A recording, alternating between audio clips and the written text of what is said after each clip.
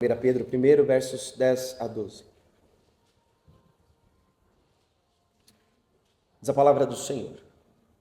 Foi a respeito desta salvação que os profetas indagaram e inquiriram, os quais profetizaram acerca da graça a vós outros destinada, investigando atentamente qual a ocasião ou quais as circunstâncias oportunas indicadas pelo Espírito de Cristo que neles estava, ao dar de antemão testemunho sobre os sofrimentos referentes a Cristo e sobre as glórias que os seguiriam.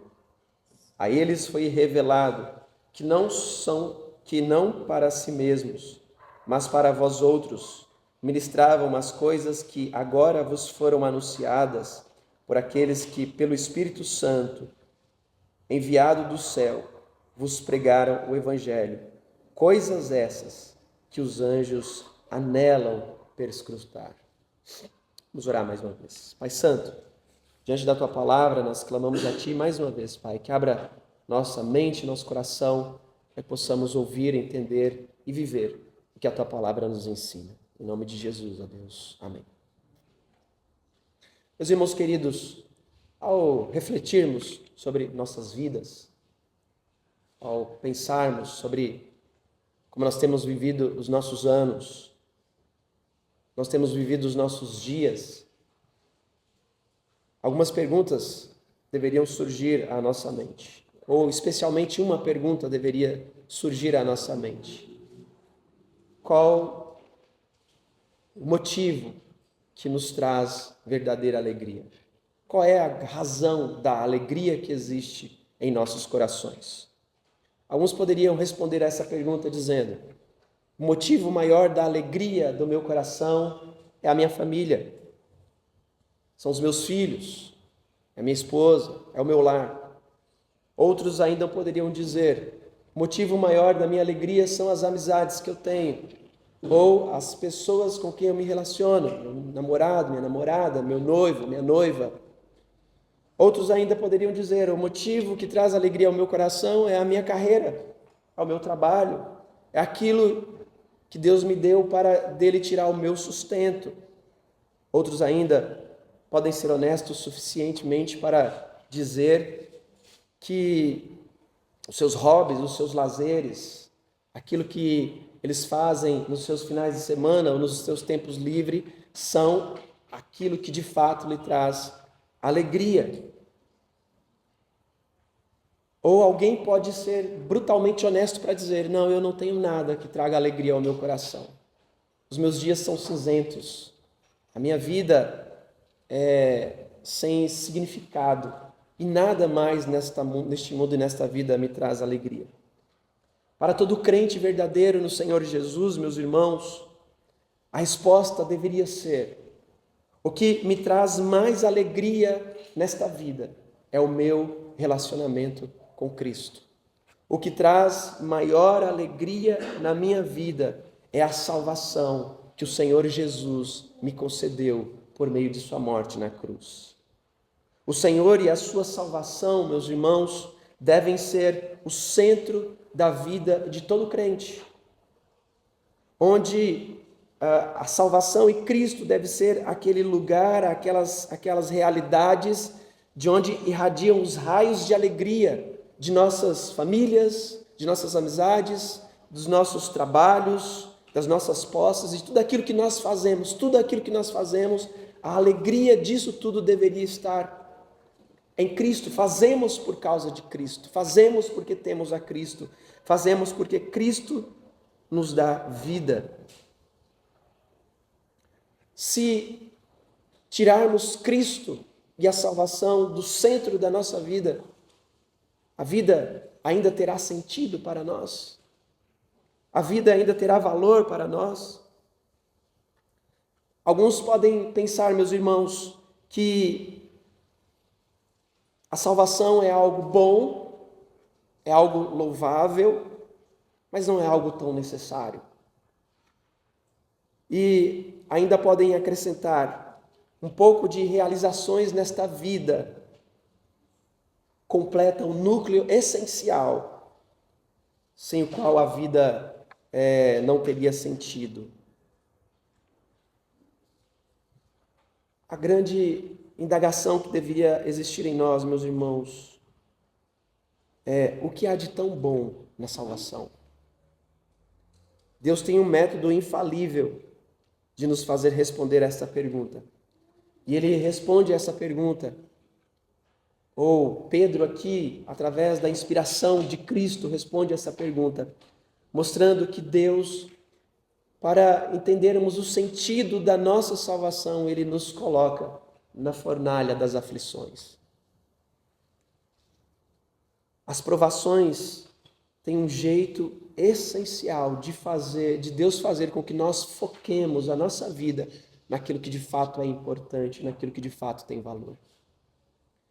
O que realmente importa, o que realmente faz sentido para nós, o que dá sentido às nossas vidas, nós só conseguimos entender esta verdade, estas perguntas, esses questionamentos, quando Deus, meus irmãos, por meio da sua graça, da sua misericórdia, do seu amor, nos coloca no contexto de angústias, de dor e de aflição, de perdas.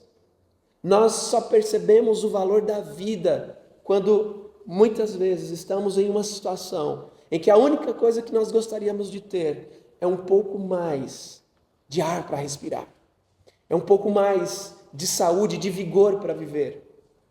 Nós percebemos que as nossas posses naquele momento em que nós estamos vivendo não tem tanto sentido. O nosso trabalho, a nossa profissão, a nossa carreira não nos traz tanta segurança. As coisas desta vida e deste mundo já não são tão valorosos para nós. Porque Deus, Ele nos coloca em situações que nós ponderamos e pensamos que o que realmente importa para nós é a nossa vida com Deus. As provações, as dificuldades, as dores, as aflições são meios de Deus nos fazer perceber que Ele tem um propósito para as nossas vidas e que Ele nos coloca nessas circunstâncias para entendermos o real valor da salvação. Era isso que estava acontecendo no contexto desta carta. Os leitores de Pedro estavam sofrendo aflições. Alguns talvez estivessem sofrendo o martírio. Alguns estavam perdendo as suas posses. Mulheres e maridos estavam tendo dificuldades com seus cônjuges, porque o Evangelho estava trazendo ali dentro dos seus lares conflitos. E aí, diante de circunstâncias como essas, alguns poderiam perguntar: vale a pena passar por tudo isso por causa do Evangelho? Vale a pena ser perseguido? Vale a pena ser morto? Vale a pena ser levado para a prisão, sofrer martírio por causa do Evangelho? A resposta de Pedro, meus irmãos, é fazer com que nós olhemos para a salvação, deixando de lado o sofrimento e entendendo que nós devemos intensificar a nossa gratidão a Deus e encher de alegria e adoração os nossos corações pelo valor infinito da salvação. A salvação para nós é aquilo que mais importa nesta vida. A nossa carreira vai passar, a nossa saúde vai acabar, o nosso vigor físico vai se esvair, mas a salvação jamais terminará. Ela começa nesta vida e ecoa para a eternidade. Por isso, o que mais traz significado a nós é a salvação. Por isso, meus irmãos, compreender a grandeza da nossa salvação é importante para suportar com alegria o sofrimento presente, o sofrimento deste tempo, em vista da glória que está por vir. Para traçar um fluxo de pensamento, Pedro aqui ele começa a sua carta, como nós já vimos aqui esses versos, ele começa lá no capítulo 1, versos 3 a 5, mostrando para os seus leitores a grandeza e a certeza da herança que eles têm em Cristo Jesus. Nos versos 6 a 9, ele mostra como que a nossa salvação resulta em alegria inexprimível, mesmo em meio às provações atuais. E aqui nos versos 10 a 12, Pedro retorna à revelação profética que ele mostra que aconteceu no passado sobre essa grande salvação para mostrar o quão insondável ela é.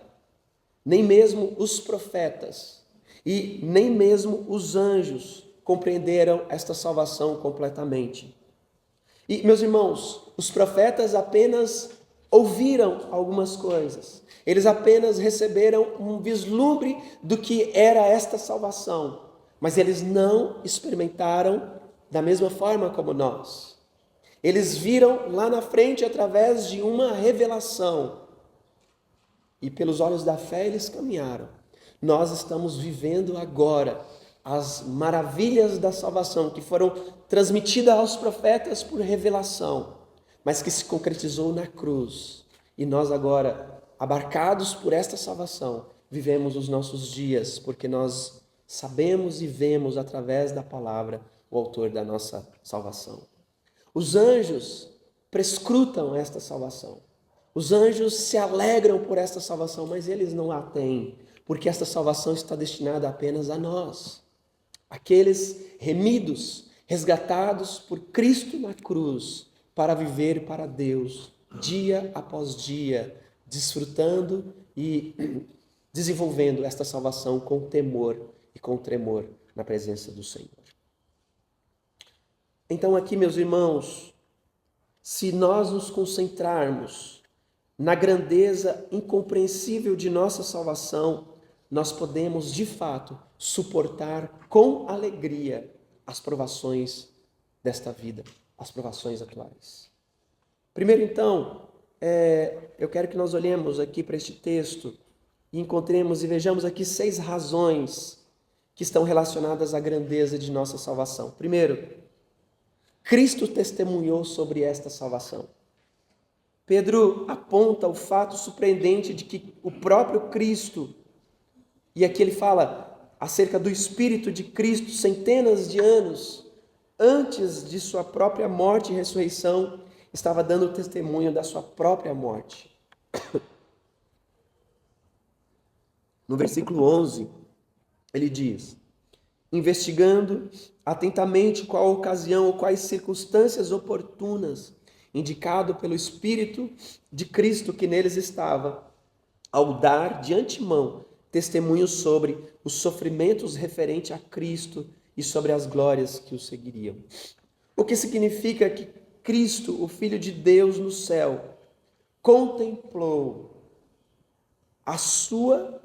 o seu sofrimento, a sua morte, muito antes dela acontecer.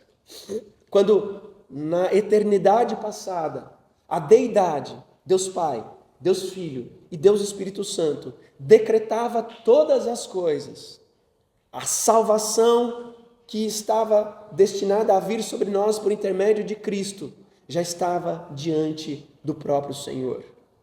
Ele já ali naquela realidade passada, mais eterna, via diante dos seus olhos todos aqueles por quem ele iria morrer na cruz. De fato, meus irmãos, o plano de salvação alcança a mente de Deus. Cristo está disposto e pronto a se entregar por nossos pecados, mesmo antes dele vir a este mundo e de se tornar homem como nós. Nós precisamos então perceber aqui, queridos irmãos, que o amor de Deus por nós rasga os séculos, rasga a história, porque nós temos sido amados por Deus de forma maravilhosa e magnífica desde a eternidade. Quando o próprio Deus diz: com amor eterno eu te amei. Queridos irmãos, Deus nos amou não porque Ele olhou para nós e percebeu que havia coisas boas em nós, dignas de nós sermos amados. Mas Ele olhou para nós e nos amou, apesar de nós, e mediante a sua graça e a sua misericórdia. Porque em nós não há nenhum resquício de bondade que seja suficiente para Deus olhar e falar assim: eu vou amá-lo por causa disso. Se não for a graça e a misericórdia de Deus, meus irmãos, não há motivos para Deus nos amar. Ele nos ama e este amor por nós não começou quando nós passamos a existir. esse amor por nós começou lá na eternidade. Nós já fomos ali amados por Deus. Mas nós então vemos aqui que a nossa salvação está diante de Cristo. Ele dá testemunho acerca de nossa salvação desde a eternidade. A segunda coisa que nós vemos, meus irmãos, aqui é que a salvação ela é maravilhosa, ela é grandiosa, porque ela é trazida até nós através da mensagem da graça de Deus. Pedro usa a palavra graça aqui no versículo 10 e também no versículo 13, como sinônimo da salvação que nós recebemos, mas que não compreendemos completamente até a volta de Cristo. Nós não compreendemos de fato, meus irmãos, o que é a nossa salvação até Cristo voltar para nos buscar. Nós sabemos que somos salvos, nós vivemos a salvação, nós andamos na presença de Deus, mas nós não sabemos de fato e com magnitude o que é esta salvação. Mas aqui então nós vemos Pedro usando esta palavra graça. Existem 3 tempos verbais para a salvação, queridos irmãos. Nós fomos salvos da penalidade do pecado quando nós depositamos a nossa fé em Cristo. Nós estamos sendo salvos do poder do pecado ao caminharmos na presença do Senhor pela fé. E um dia nós seremos salvos da presença do pecado completamente. E ali então, meus irmãos, nós viveremos livres de todo mal e de todo pecado na eternidade. A palavra graça aqui então é uma palavra extremamente importante para Pedro. Ele faz uso dessa palavra várias vezes aqui nesta carta. Por isso é um conceito, apesar de ser um conceito usado por Pedro, apesar de ser um conceito usado pelos escritores bíblicos, pelos apóstolos de Jesus Cristo, é um conceito mal compreendido nos nossos dias.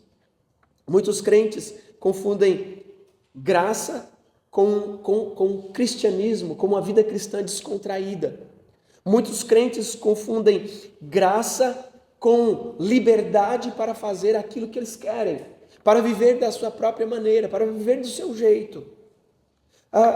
E aqui então, meus irmãos, nós precisamos entender que a palavra graça não nos dá liberdade para vivermos a nossa própria maneira, do nosso próprio jeito, da maneira que agrada a nossa carne e o nosso coração. E porque às vezes nós somos tão tolerantes e compreendemos mal o conceito de graça, nós toleramos todo tipo de pecado. E vivemos em meio àquilo que a Bíblia confronta veementemente. Graça é, portanto, favor imerecido.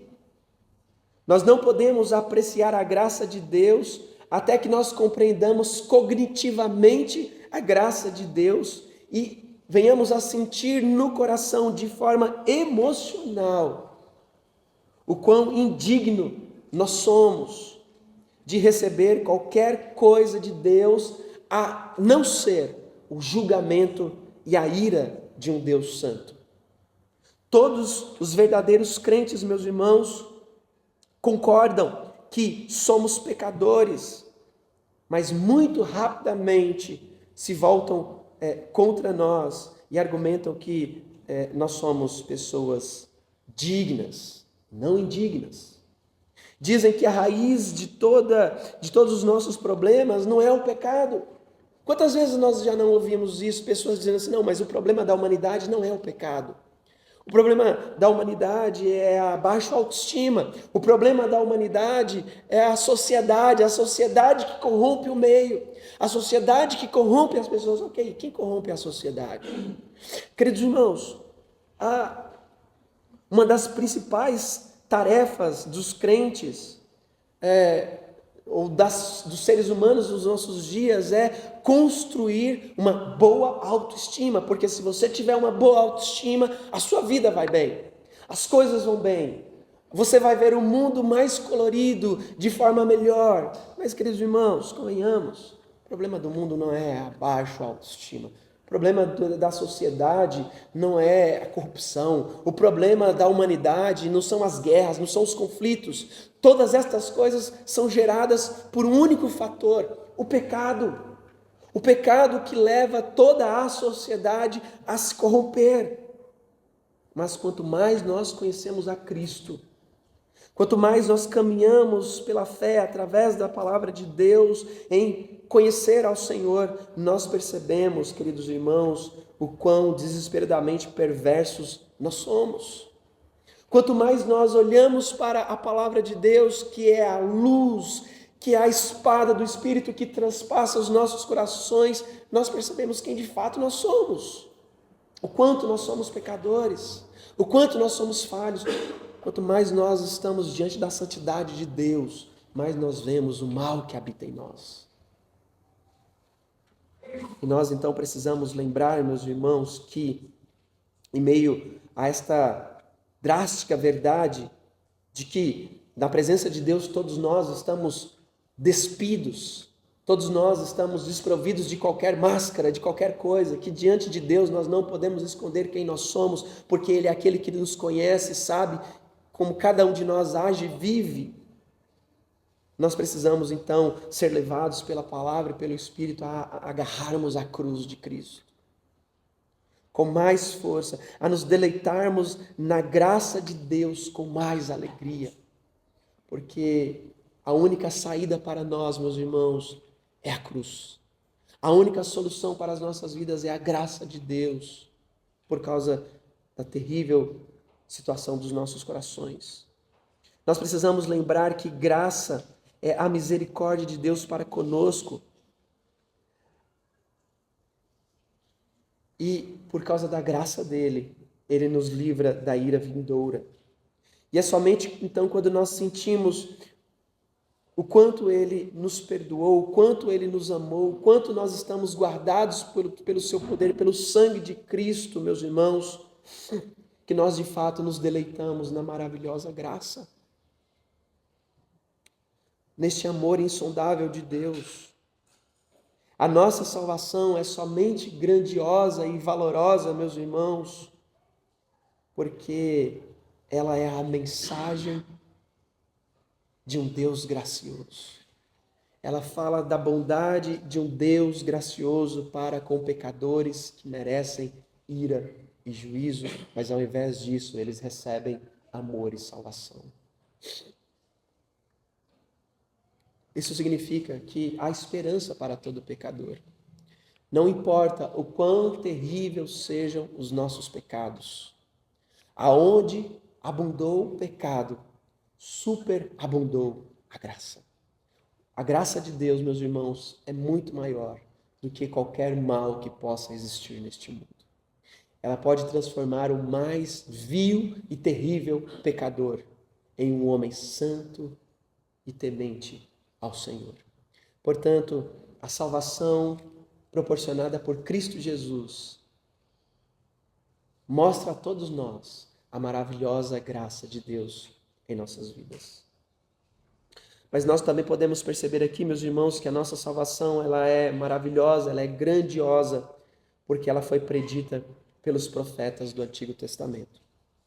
Pedro destaca o valor da nossa salvação, dizendo-nos como que os profetas desejavam fazer parte dela.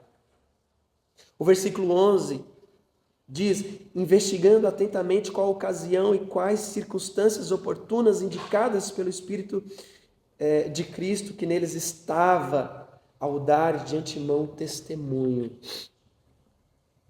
Os profetas do Antigo Testamento, meus irmãos, eles realizaram pesquisas, eles investigaram cuidadosamente, enquanto então eles buscavam saber quais eram os tempos e quais eram as circunstâncias que o Espírito de Cristo estava indicando que Cristo viria a este mundo para salvar pecadores. Isso não significa que os profetas não foram salvos. Nós precisamos lembrar sempre, meus irmãos, que todos os eleitos de Deus, desde os tempos de Noé, desde os tempos dali de Adão, quando ele caiu e foi ali então amparado pela graça de Deus, desde os tempos mais remotos, toda a humanidade, ela só pode ser salva por em um único lugar. Todos só podem ser salvos pela cruz. Desde Adão até os nossos dias, somente a cruz pode nos salvar. Os profetas foram salvos por meio da cruz, porque eles olhavam lá para frente e eles então sabiam, virá o Salvador.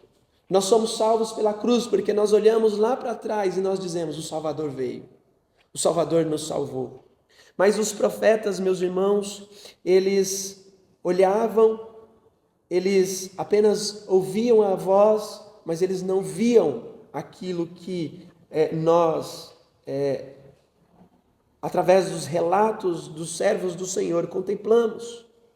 O Espírito de Cristo disse a Isaías, seja paciente, você não está servindo a si mesmo ou apenas a sua própria geração, você está servindo aos santos, não apenas deste tempo, mas aos santos de centenas de anos à frente. Isaías, meus irmãos, quando ele escreve o seu livro 700 anos antes de Cristo. Mas se lermos alguns capítulos do livro de Isaías, é como se Isaías estivesse vendo tudo aquilo que está acontecendo. Se nós lermos Isaías 52 e 53, parece que Isaías está ali no Gólgota, olhando para Cristo e vendo tudo aquilo que está acontecendo e está escrevendo. Mas ele escreve tudo aquilo 700 anos antes de acontecer. Ele escreve textos, meus irmãos, que nós olhamos e falamos assim, Senhor, parece que Isaías está vendo. O Senhor Jesus, meus irmãos, ele interpreta uma das profecias de Isaías, quando ele pregava em Nazaré, conforme Lucas 4, versos 18 a 21, quando ele entra ali no templo, ele lê alguns versículos, ele para no meio da leitura e então ele diz, hoje se cumpriu o que as Escrituras diziam.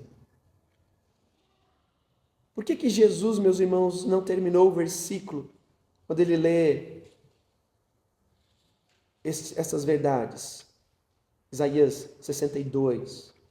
Porque ele continua dizendo, este é o dia da vingança do nosso Deus. E quando ele diz isto, meus irmãos, ele está mostrando que naquele momento Deus está cumprindo tudo aquilo que foi predito pelos profetas. Que chegou o tempo de salvação, mas que virá também o tempo de julgamento e da vingança de Deus. Jesus aqui, meus irmãos, ele está mostrando e olhando para Isaías, olhando para os profetas do Antigo Testamento, nós percebemos que o intervalo de 2000 anos entre todo o período passado até a vinda de Cristo, daquilo que foi profetizado pelos profetas até a chegada de Cristo e da chegada de Cristo até os nossos dias, que já se passaram 2000 anos. Duas metades desta verdade, meus irmãos. Os profetas viveram esperançosos naquilo que eles viam, nós vivemos esperançosos naquilo que nós vemos. Os profetas mostraram realidades futuras. O Espírito de Cristo, fundamentado e nos levando a olhar para os profetas e olhar para Cristo, nós olhamos para verdades que já aconteceram. Cristo veio há mais de 2000 anos na história da humanidade, demonstrou seu amor na cruz, nos salvou. E tudo isso que nós já vivemos e conhecemos acerca de Cristo não foi apenas revelado pelos apóstolos de Jesus Cristo, mas é a concretização de tudo aquilo que foi predito pelo Antigo Testamento. Daniel capítulo 9, onde diz que Daniel buscava por meio de oração e jejum, compreender o que Jeremias havia profetizado. Em resposta às suas orações, Deus dá a Daniel a profecia das 70 semanas, no capítulo 9, versos 24 a 27, que provavelmente o próprio Daniel ali ao ler não compreendeu. Em Daniel capítulo 12, versículo 8, ele admite que ele não conseguia entender o que o anjo lhe dizia sobre o futuro. Foi-lhe dito que essas coisas estavam ocultas para o fim dos tempos. A questão surge, meus irmãos, quando nós sofremos e quando nós passamos por lutas e por dificuldades, nós pensamos assim: e se o cristianismo realmente não for verdadeiro? E se tudo isso que nós estamos vivendo aqui for apenas fruto de nossa imaginação? E se nós estivermos sofrendo em vão? A resposta de Pedro é que a nossa salvação, meus irmãos, ela é real, ela é verdadeira, porque ela está enraizada em profecias feitas centenas de anos antes de acontecerem. Embora os profetas não compreenderam tudo que o Espírito Santo estava revelando, eles se agarraram a estas verdades. Tudo isso se cumpriu na morte de Cristo. Tudo isso se cumpriu na ressurreição de Cristo. Tudo isso se cumpriu na ascensão de Cristo. E tudo isso terá a sua completude na vinda maravilhosa, na segunda vinda de Cristo. Como Pedro escreve no versículo 19 da sua segunda carta, capítulo 1, temos a palavra profética tanto mais confirmada. A nossa salvação, meus irmãos, é grande, porque não é nada menos do que aquilo que foi predito pelo Antigo Testamento. Por isso, nós precisamos entender que, quando nós falamos acerca da salvação, nós precisamos olhar não apenas para o Novo Testamento, nós precisamos olhar para toda a Bíblia, porque desde Gênesis, meus irmãos, a Bíblia já fala da salvação que está prometida aos eleitos de Deus. Quando lá em Gênesis 3, capítulo 15, o Senhor diz a Adão, Eva e a serpente: e a semente da mulher esmagará a cabeça da serpente. Ali naquele momento, Deus já estava proferindo aquilo que os teólogos chamam de o proto-evangelho. A primeira anunciação do evangelho está em Gênesis 3,15. E a partir desta grande verdade, deste fio de ouro, todos os profetas trazem as suas profecias. Porque tudo aquilo que é predito no Antigo Testamento, todas as realidades do Antigo Testamento, todas as sombras, todas as setas, todos os rituais, tudo aquilo que acontecia por um motivo único, para apresentar à humanidade o Salvador que viria.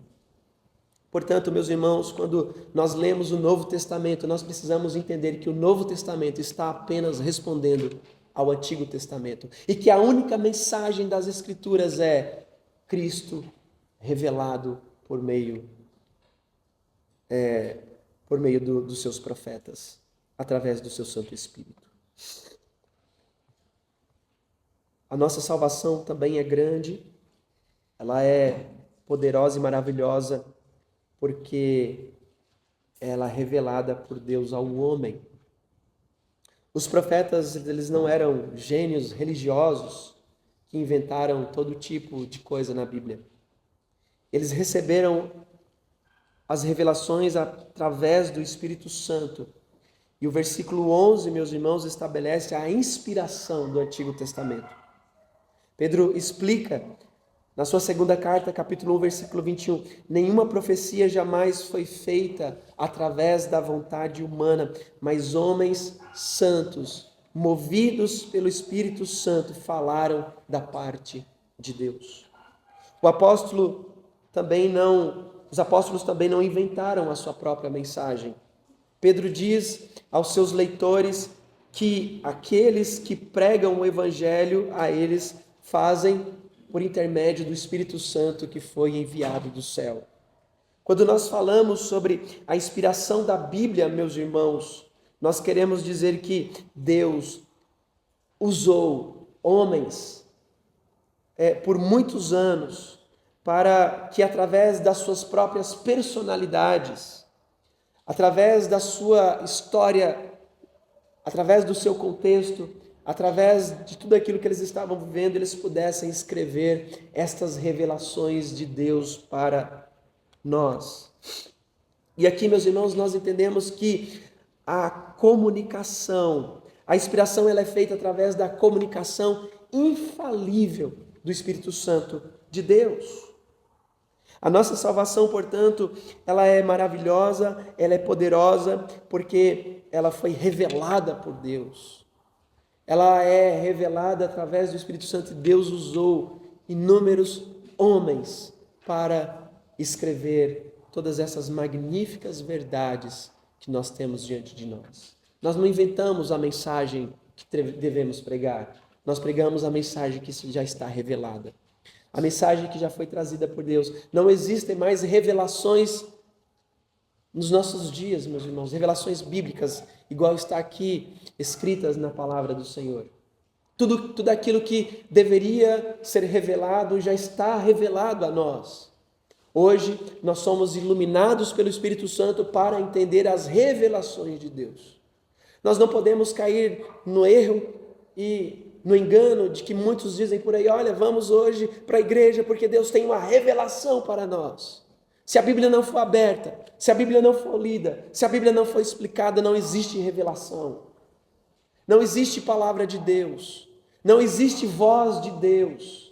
A voz de Deus, meus irmãos, são a boca dos santos que abrem para falar das revelações que já estão aqui diante dos nossos olhos, que já estão diante de nós. Nós às vezes queremos e dizemos assim: Senhor, me dá uma revelação, me fala alguma coisa, mas as nossas Bíblias permanecem fechadas. Deus jamais vai falar conosco. Nós não vamos ouvir uma voz no céu dizendo assim: olha, meu filho, faça isso, olha, viva desse jeito, olha, abandone esse pecado, se nós não abrirmos a palavra do Senhor e ouvir a voz de Deus. Deus inspirou homens santos para escrever a Bíblia, e Deus ilumina os homens dos nossos dias para ensinarem e para explicarem as revelações que já estão contidas na palavra do Senhor. A nossa salvação é grande também porque ela é um mistério para os anjos. Pedro aqui, meus irmãos, ele diz, para destacar o valor da nossa salvação, que os anjos perscrutam a nossa salvação. Os anjos anelam, os anjos se admiram, os anjos olham para a nossa salvação. Aqui neste versículo 12, Pedro diz: a eles foi revelado que não para si mesmos, mas para vós outros ministravam as coisas que agora vos foram anunciadas por aqueles que pelo Espírito Santo enviado do céu vos pregaram o Evangelho, coisas essas que os anjos anelam prescrutar. A expressão anelar aqui, meus irmãos, é a mesma expressão olhar, buscar, prescrutar, desejar.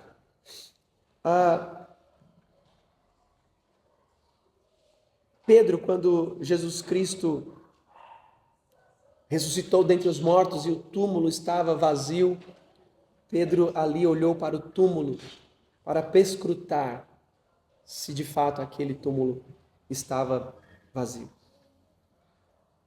Em certo sentido, meus irmãos, os estranhos dramas do pecado e da redenção, já que os anjos nunca pecaram, mas eles olham para a salvação e eles observam tudo aquilo, como Deus realizou essa grande obra, eles observam tudo isso com grande alegria. Por isso que a Bíblia diz que há maior festa nos céus por um pecador que se arrependem, que se arrepende. Porque os anjos olham para isto, meus irmãos, com um olhar de quem assim, fala assim, que coisa maravilhosa é isso. Que coisa bendita é isso, que coisa grandiosa é isso. Mas eles nunca vão experimentar isso, porque ela está destinada somente a nós. O ponto de Pedro é este: os anjos, eles ficam entusiasmados com a nossa salvação muito mais do que nós. Eles que estão na presença de Deus, eles que estão ali em um estado de perfeição, eles não têm pecado, eles olham para a salvação e eles sentem maior prazer na salvação, às vezes muito mais do que nós. Se os anjos gostam de olhar para a obra de Deus em salvar pecadores como nós, e se alegrar por isso, meus irmãos, isso deveria ser uma verdade também para nós. Nós deveríamos olhar para a obra de Deus, para aquilo que Deus fez em nossas vidas, e nos alegrarmos imensamente, como sendo os beneficiários da salvação realizada por Cristo na cruz. Nós devemos olhar para a salvação, meus irmãos, e ser gratos por ela, e dizer como Pedro: bendito seja o Deus Pai o Deus Pai de nosso Senhor e Salvador Jesus Cristo. Bendito seja Deus que nos salvou, que nos redimiu, que nos transformou. Queridos irmãos, nós estamos, às vezes, muito acostumados com a salvação, ou com essa palavra. Porque nós vivemos a vida cristã, às vezes, como eu disse lá na frente, na introdução, sem dar muito significado, sem dar muito sentido, sem entusiasmo. Nós participamos do culto, nós participamos das atividades da igreja, nós entendemos, somos salvos, mas não há uma alegria pujante em nossos corações. E deveria existir, meus irmãos, porque nós precisamos sempre lembrar, nós somos alvo da graça de Deus. O que Deus fez em nossas vidas, o que Deus realizou por nós através de Cristo, o que Deus nos deu através da cruz, nós não encontraríamos em lugar nenhum. A riqueza maior deste mundo, meus irmãos, o homem mais rico deste mundo, ele não pode obter por meio da sua riqueza esta salvação que nós recebemos de graça. De graça. Nós não precisamos pagar nada por ela, porque todo o preço que deveria ser pago por ela não foi pago por nós, mas foi pago por aquele que assumiu o nosso lugar na cruz, foi pago por aquele que assumiu a nossa dívida. Nós deveríamos olhar para a cruz e cair ajoelhados na presença do Senhor, glorificando, nos alegrando, louvando ao Senhor todos os dias por causa desta bendita salvação, porque é somente por meio dela que nós não seremos consumidos pela ira de Deus, pelo furor de Deus, porque se não fosse isso, meus irmãos, nós estávamos perdidos.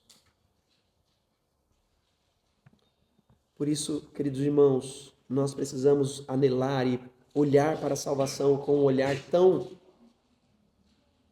grato, tão alegre, cheio de louvor, assim como os anjos olham para a salvação, que eles não podem ter.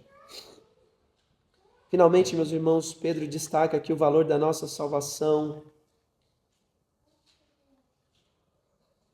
ela é maravilhosa para nós, porque ela é a bendita e graciosa mensagem daquilo que Deus fez para nós.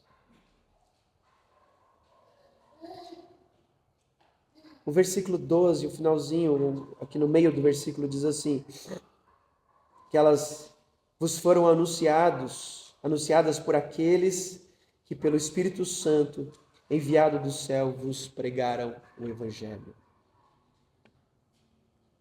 As boas novas de que Cristo veio ao mundo para salvar pecadores, meus irmãos, é uma mensagem de valor infinito. Jesus Cristo é o centro da história da humanidade.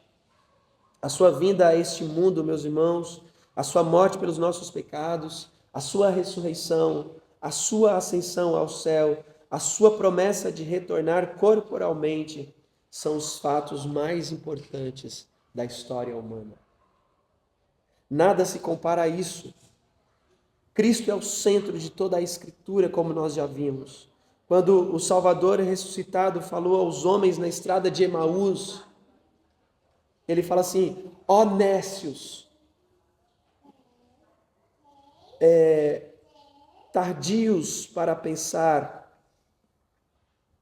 tardios para entender, tardos de coração para crer em tudo aquilo que os profetas disseram. Do Moisés, por meio do Espírito Santo, meus irmãos, falou tudo aquilo que ele falou desde Gênesis. Quando os profetas, por meio do Espírito Santo, revelaram tudo aquilo que eles revelaram, Jesus Cristo, ali no caminho de Emaús, ele fala assim: vocês não entenderam o que Moisés e todos os profetas disseram. Jesus estava dizendo assim: a minha morte, a minha ressurreição não é algo novo para vocês, porque tudo já está revelado ao meu respeito. E por isso, meus irmãos, toda essa revelação mostra a mensagem maravilhosa da cruz. Mostra que a cruz de Cristo, meus irmãos, é aquilo que é mais importante na pregação do Evangelho. A cruz é a razão central pela qual Cristo veio a este mundo.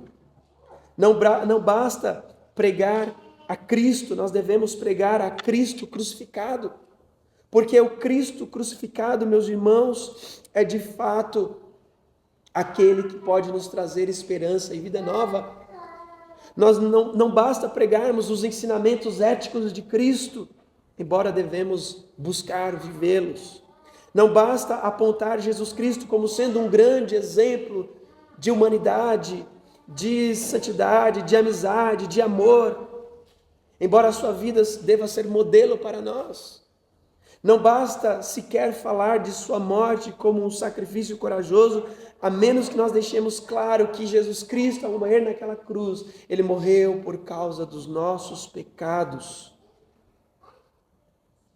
Que ele veio a este mundo para salvar terrível pecadores como nós.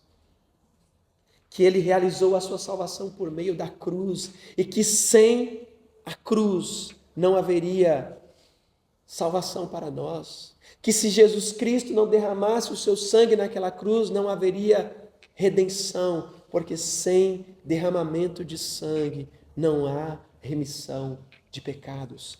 Esta é a mensagem central da cruz. Esta é a mensagem que nos traz vida e salvação. Por isso, meus irmãos, nós devemos entender que o bem maior que nós temos neste mundo é a salvação. Porque quando nós entendemos isso, nós podemos suportar com alegria os sofrimentos do presente, os sofrimentos do porvir. Nós podemos enfrentar com alegria toda a dor do agora, sabendo que lá na frente há uma glória futura reservada para todos nós. Como o próprio Senhor Jesus Cristo, meus irmãos, primeiro teve que usar aquela coroa de espinho, para depois usar a coroa da glória. O mesmo acontece conosco. Nós passaremos por dores, passaremos por aflições, passaremos por angústias, mas, queridos irmãos, o bem precioso que nós temos nunca escapará de nossas mãos. A salvação que nos foi dada por Cristo não foi conquistada por nossos esforços, nos foi dado por Cristo Jesus. E aí o próprio Senhor Jesus diz: aqueles que o Pai me deu, ninguém pode arrancar das minhas mãos. Meus irmãos, quão precioso é para nós, crentes no Senhor Jesus, entendermos isso. Entendermos que nós estamos tão seguros na mão de Cristo, que a nossa salvação está ali tão segura, que não importa as dores, as lutas, os sofrimentos, o pecado, a ação do diabo em nossas vidas, não importa o que nós enfrentemos neste mundo, nós jamais vamos perder a nossa salvação. Uma vez salvo, nós somos salvos para sempre. A salvação, ela é maravilhosa para nós e ela é uma segurança para nós porque ela não depende de nós. Ela é obra de Cristo. Ela é segura por Cristo. E é Cristo quem nos dá esta segurança e é Cristo quem enche os nossos corações de esperança. Portanto, queridos irmãos, qual é o bem mais precioso da sua vida? Qual é a coisa mais importante na sua vida? Desculpa, não é a sua família. Não são os seus negócios. Não são os seus bens.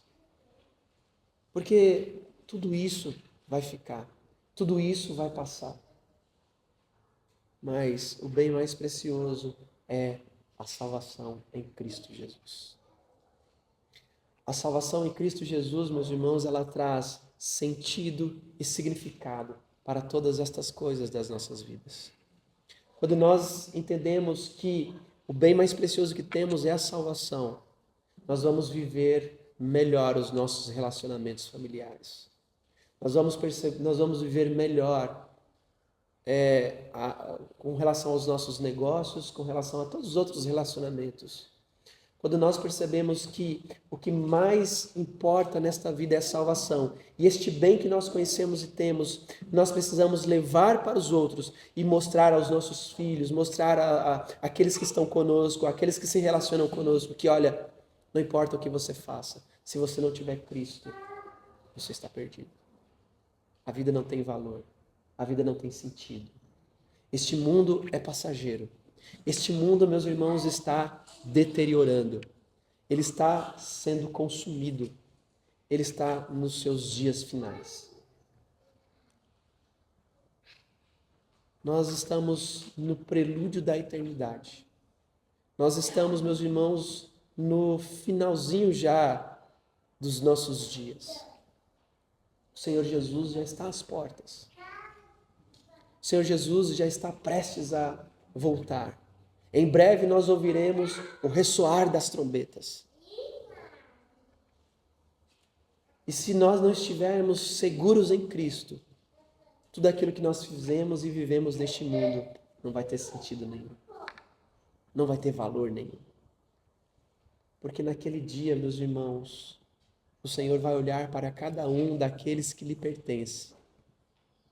E estes estarão com Ele eternamente. Naquele dia, depois que a porta já estiver fechada, será tarde demais. Não adianta fazer qualquer coisa, não adianta gritar, bradar, dizer, Senhor, eu te amo, Senhor, eu fiz isso. O tempo que nós temos para viver a salvação e nos alegrarmos nela, e caminharmos através dela, e desfrutarmos dela, desde já, é agora, é aqui. Porque depois que tudo isso aqui passar, a única coisa que vai restar para aqueles que não amaram, não se entregaram, não viveram por Cristo e não viram o valor da salvação, a única coisa que vai restar para estes é choro e ranger de dentes. Mas para aqueles que amaram a Cristo, que viveram para Cristo, que desfrutaram da salvação, que se alegraram por ela, que viram a salvação como a coisa mais preciosa da sua vida, estes, meus irmãos, desfrutarão da eterna alegria na presença de Cristo. Desfrutarão da vida de fato. Porque, queridos irmãos, nós não estamos hoje aqui neste mundo desfrutando da nossa vida na sua totalidade. Nós desfrutamos da vida, nós temos saúde, mas os dias são maus, a saúde enfraquece, os bens acabam, as coisas ficam difíceis. Mas lá no céu, no novo céu e na nova terra, nós vamos desfrutar dos dias sem ter problema com o pecado, sem ter problema com as dores, sem ter problema com as dificuldades deste mundo, porque lá não haverá nada disso. A salvação começa aqui. Desde já, nós recebemos a salvação e nós desfrutamos da salvação. Mas lá na eternidade, nós vamos desfrutar desta bendita e maravilhosa salvação de forma plena e de forma completa. Portanto, vivamos para esta verdade. Vivamos para desfrutar desde já da bênção poderosa e maravilhosa daquilo que é mais importante para as nossas vidas, a salvação de Cristo Jesus. Vamos ficar de pé, meus irmãos?